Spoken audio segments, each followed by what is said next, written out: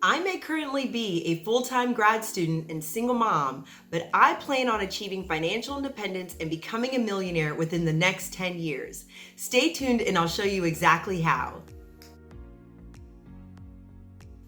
Welcome back to Money Mondays with Modern Lady Vibes. This series is all about teaching you how to be a master of your finances in simple, easy to understand videos. In today's video, I'm going to cover my exact plan for achieving FIRE in the next 10 years. I'll go over where I am today financially, where I plan to be in 10 years, and how I got to this point right now. If you stay through to the end, I'll also show you how following Dave Ramsey's Financial Peace University in my 20s has now cost me over $600,000. You don't want to miss this. For those of you who don't know, FIRE stands for Financial Independence Retire Early. The FIRE community is made up of a group of people who believe that retirement begins when you reach your financial independence number and not when you reach the age of 65. That means that there's individuals working really hard to reach retirement in their 20s, 30s, 40s, or even 50s. The age that you retire is really up to you and how much you're able to save over a period of time. Those in the FIRE community believe in saving anywhere from 50 to 60 or 70% up of their income, and where they can't do that with their regular day job, then they seek additional sources of income to be able to achieve these extreme savings amounts. As I mentioned, I am joining the FIRE community and have a plan to achieve financial independence in the next 10 years. I'll be doing so by saving over 60% of my projected future income, and I'm going to break the numbers down for you now. So why don't we go ahead and take a look at what my numbers are looking like right now. Okay, let's take a look at my current financials. As you can see here, I have liquid funds made up of my emergency fund, checking, and savings accounts that total over $58,000. Next, in my retirement accounts, I have a Roth IRA and a rollover IRA that total over $23,000.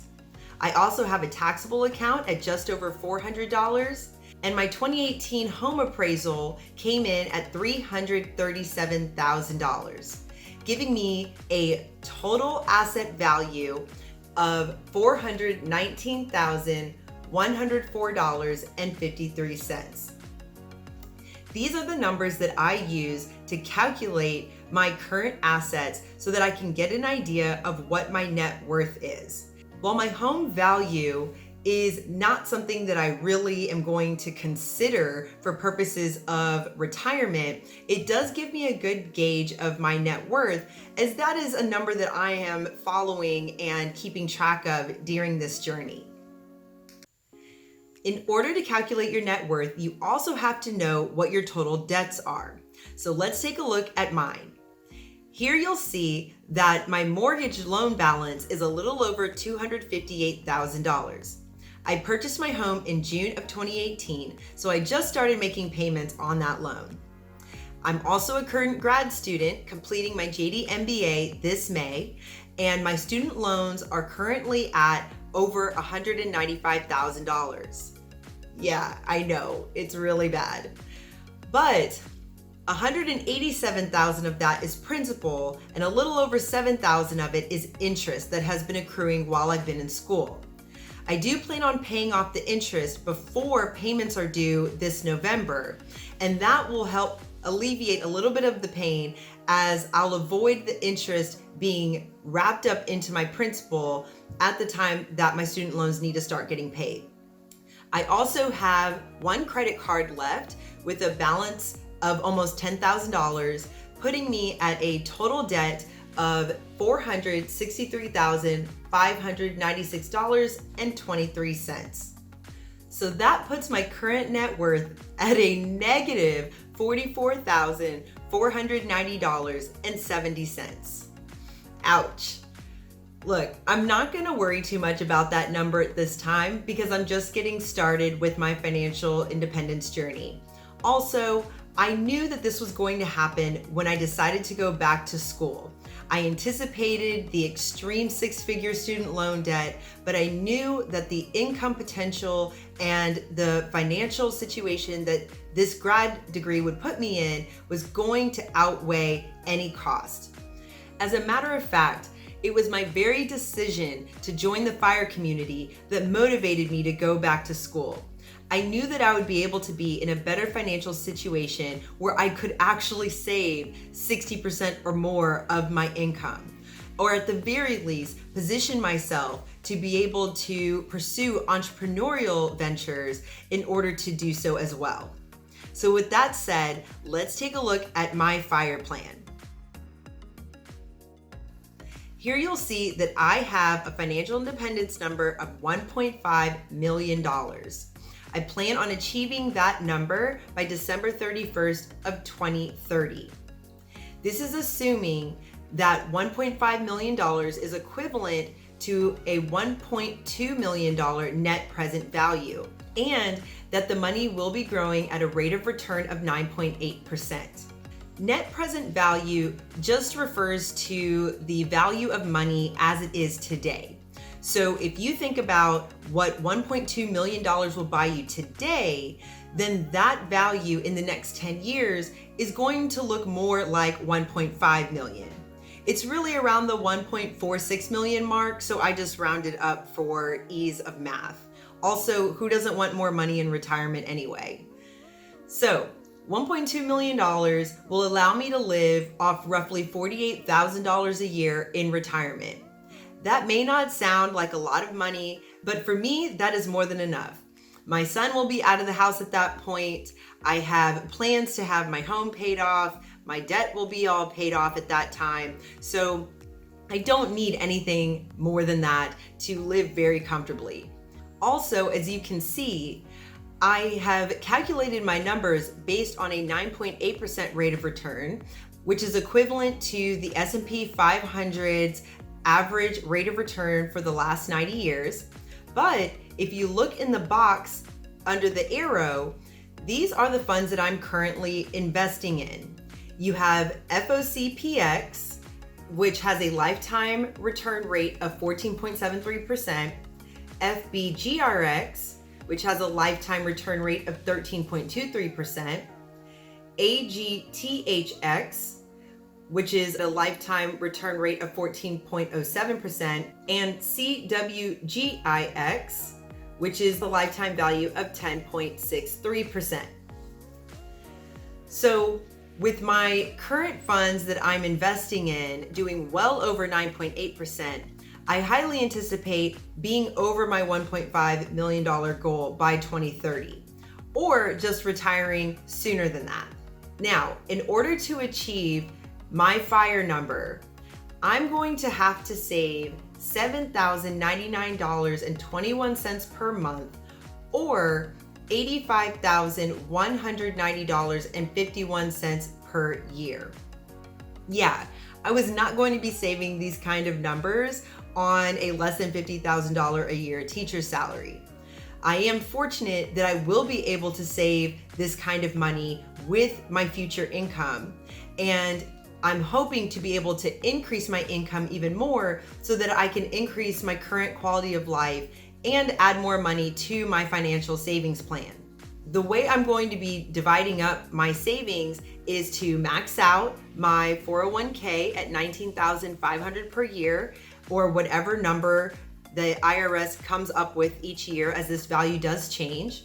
I'll also max out my Roth IRA at $6,000 per year. And yes, I know you may be thinking, but I will qualify for the max Roth contribution. I'll do a video of this at a future date, but the $19,500 does offset my salary and puts me under the threshold.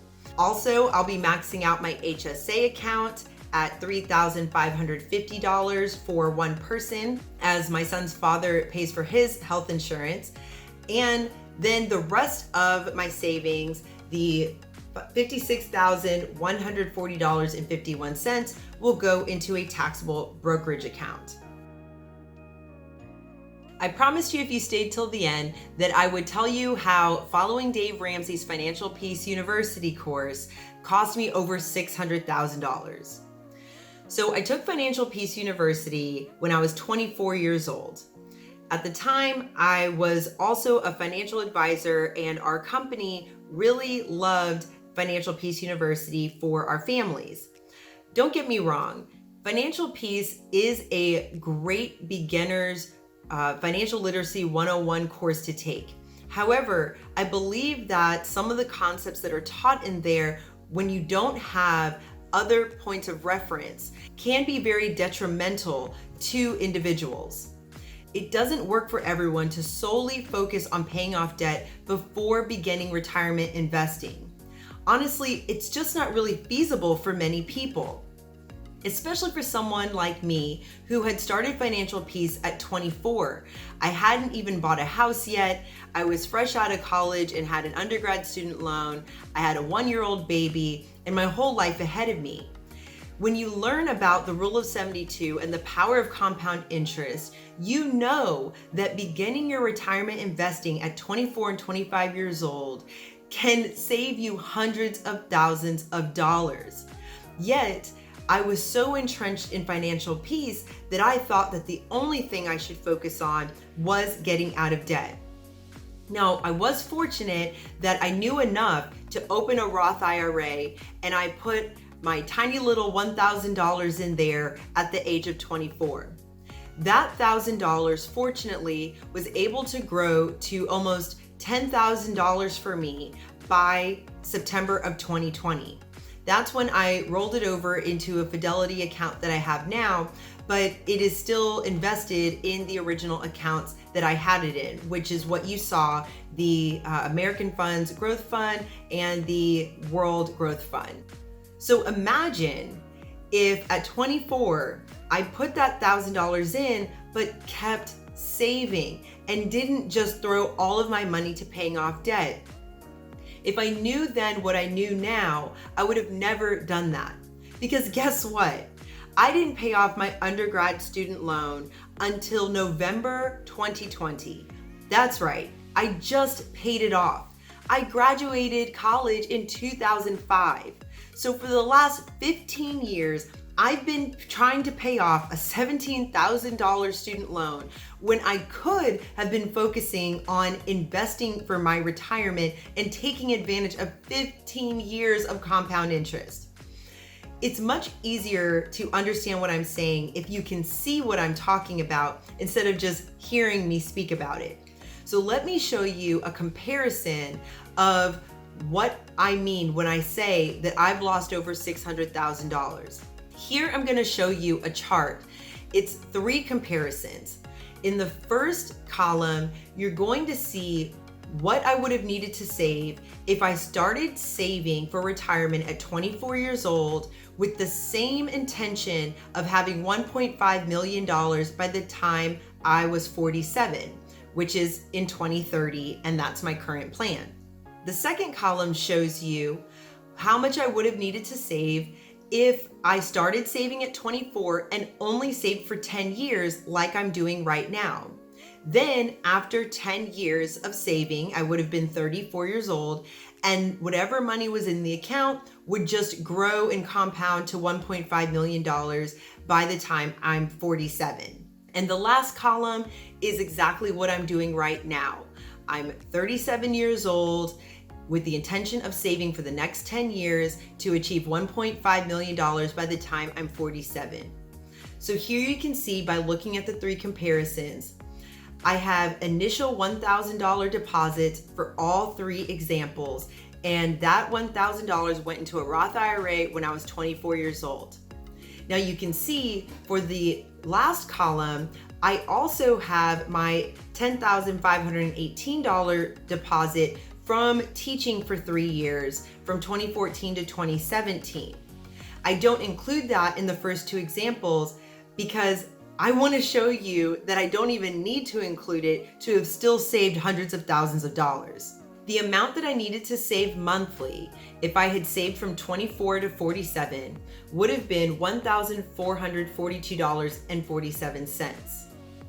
That is contrasted by the $2,069.42 that I would need to have saved monthly if I had saved for 10 years from the ages of 24 to 34.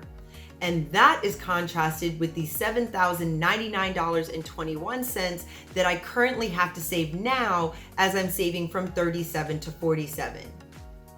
That means that if I had saved from 27 to 47, I would have made a total investment of $399,120.62 in order to have $1.5 million at the age of 47.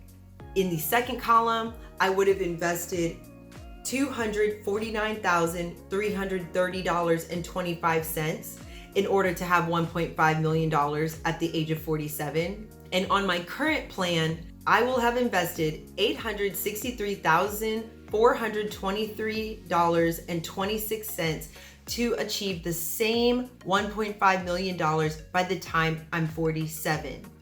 And as you can see at the bottom, that means that I have lost over $464,000 had I just started saving at the age of 24, and I've lost over $614,000 if I had saved for only 10 years from 24 to 34 instead of 37 to 47.